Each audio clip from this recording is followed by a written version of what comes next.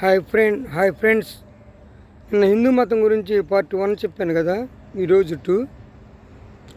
అదే గనక ఏ కులం వాళ్ళైనా క్రిస్టియన్ మతం కానీ ముస్లిం మతం కానీ మరి తీసుకున్న వ్యక్తులు చనిపోతే మరి ఆ వ్యక్తి అంత్యక్రియలు తీసుకెళ్ళేటప్పుడు మరి క్రిస్టియన్స్ అయితే మరి చర్చిలోకి తీసుకెళ్ళి ప్రేయర్ చేస్తారు.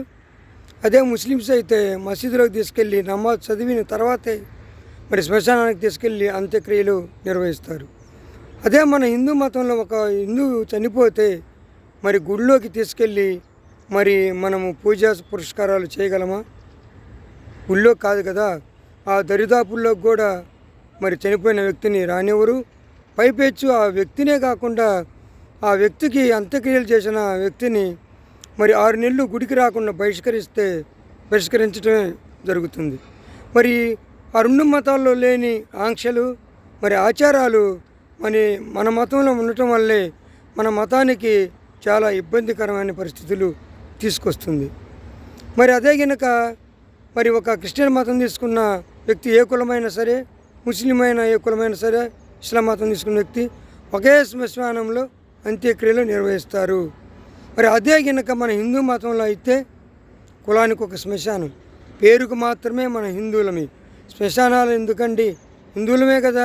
మరి ఒకే శ్మశానంలో మరి అంత్యక్రియలు నిర్వహించవచ్చుగా. అలా కాదు, బ్రాహ్మణ్స్కి ఒక శ్మశానం, మరి వైశ్యస్కి ఒక శ్మశానము, మరి కాపులకి ఒక శ్మశానము, విశ్వబ్రాహ్మణులకి ఒక శ్మశానము, వీళ్ళందరిలో మళ్ళీ బ్రాహ్మణ మతము, అంజేయ మతము మతాలకు ఒక శ్మశానాలు పెట్టి మరి భూమిని అన్యక్రాంతం చేయటమే కాకుండా మరి సమాజంలో హిందూ మతానికి భూస్థాపితం చేయడానికి కూడా ఈ ఆచారాలు దోహదపడుతున్నాయి.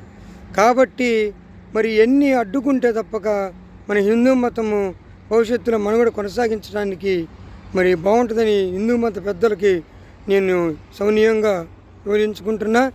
మరి ఈ వీడియో నచ్చితే లైక్ చేయండి, షేర్ చేయండి, సబ్స్క్రైబ్ చేసుకోండి.